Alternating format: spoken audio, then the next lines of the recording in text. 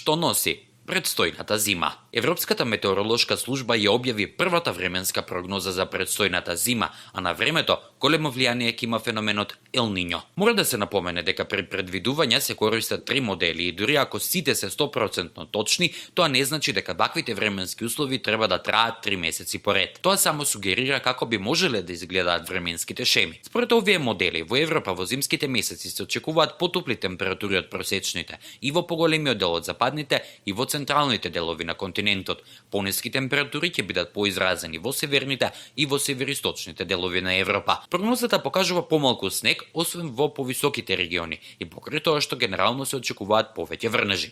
Кога станува збор за температурата во западна Европа, ќе биде повисока од вообичаеното. Гледајќи ја прогнозата за температурата на површината во Европа, температурите на површината треба да бидат главно над нормалата низ целиот континент. Пообилни снежни врнежи се очекуваат главно над Алпите и во Скандинавија.